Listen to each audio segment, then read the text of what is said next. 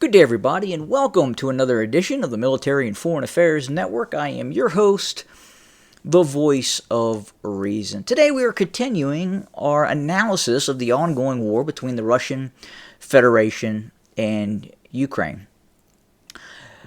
So, if you look at the comment section, our channel gets quite a bit of trolling from the ultra supporters of Ukraine. And at the same time, you have a lot of people here in the United States that support Ukraine very heavily. And unfortunately, for a lot of those folks, I don't think history is being looked at. I think there are a lot of comments that are short-sighted. And again, don't look into the future, they don't look into the past. And more importantly, you have to look at the perception from the side of Russia. The Russians, going back to World War II, have had a completely different set of experiences than persons from here in the United States. What do I mean by that? Well, during World War II, the United States lost a couple of 100,000 service members, military members, in the conflict. About 6,000 U.S. civilians died during the entire length of the conflict. The Russians, on the other hand, almost faced near extinction. And I'm not being trivial with that either, in terms of when I say extinction. The Germans could see the Kremlin. The Russians lost about 8 million, maybe more, maybe less, military service members. 8 million. The civilian population during World War II, and these numbers are different depending on what sources you are looking at. Are they Russian sources? Are they British sources? Are they U.S. sources? But it's safe to say between 8 and 10 million Russian civilians were killed. Most of their western cities were absolutely obliterated during World War II. And to say that does not factor in to what is happening now. What is happening with the Russian relationship with the West. If that is not factoring into what's happening right now, you are suffering from delirium. Look, you have the North Atlantic Treaty Organization that here in the West, here in the United States, it is viewed as a lawful organization. In other parts of the world, not so much. Go ask the Serbs about NATO. Go ask Libyans about NATO. Ask Russians about NATO. Different perception. What if, just hypothetically here, what if, and again, we're looking at this from the Russian perception, the Russian viewpoint, because you have to. The Russians are not going to disappear. We're not going to fast forward a year into the future and Russia is no longer going to exist. It's going to be there. But more importantly, right now, NATO is in Latvia, Lithuania, Estonia. They, meaning the North Atlantic Treaty Organization, is looking very closely at Ukraine, very closely at Georgia, And if we backtrack into history, if we backtrack into World War II, and we look at the possibility that, let's say, the German military offensive against the Soviet Union started in the areas in which NATO now is a controlling factor or heavily influences those states, such as the Ukraine, such as Estonia, Latvia, Lithuania. What if the German offensive had started running from a line from Estonia down to eastern Ukraine, east of Kiev? What would have happened? What would World War II have looked like? Now, obviously, I know that's a reach, and that is not plausible. But the Russians don't see it that way.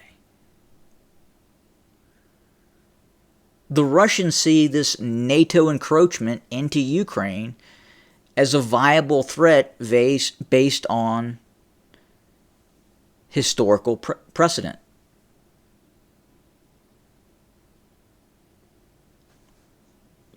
NATO may be lawful in the eyes of many Western nation states, the Germans, the French, here in the United States. Again, the perception of NATO as being this lawful alliance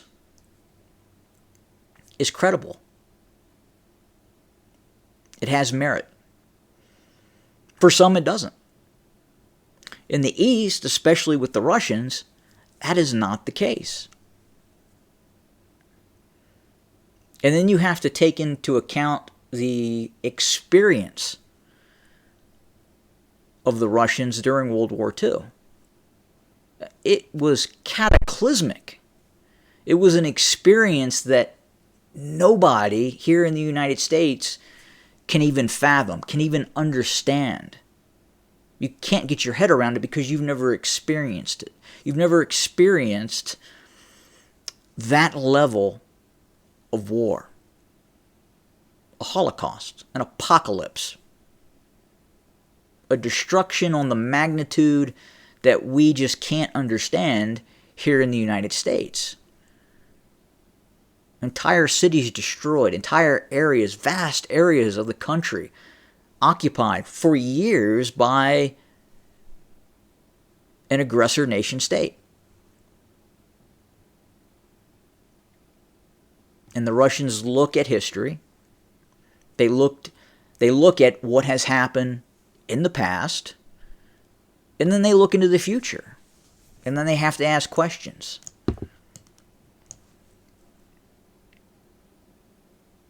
But again, I in one of the comments that I read, it was discussing the omission that was done by this channel and not talking about the 3 Ka-52 helicopter gunships that were shot down, allegedly shot down by the Ukrainians. Really. 3 helicopters were shot down. Okay.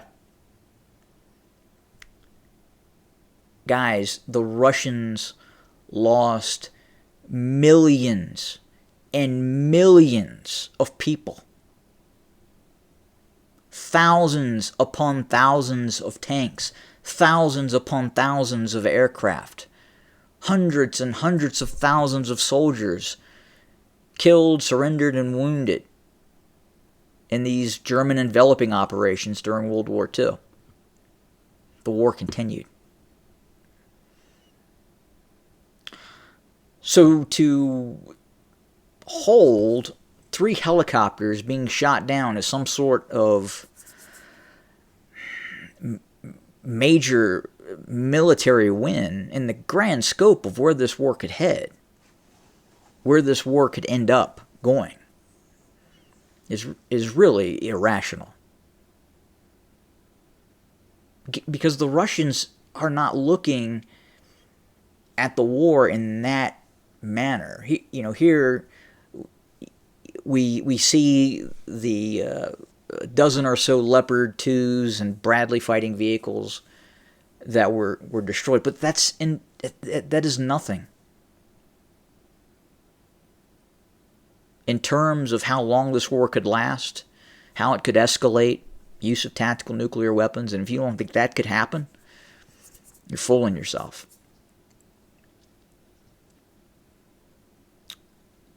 We have not really seen just how bad this war could get. And the Russians are in this for the long haul. They're not going to stop. Again, the Russians are not going to disappear in a year. They're still going to be there on the border with whatever Ukraine exists, or if it exists, after this conflict. But again, you have to look at history. You have to look at what the Russians have suffered, because it plays a massive component in the modern era, what we're seeing right now. And it's a concern. And obviously, if the United States had experienced that, our outlook would be different. And it's difficult to compare and contrast because the United States has not experienced it. The French during World War II experienced nothing even close to what was experienced by the Russians during World War II. It's an apocalypse.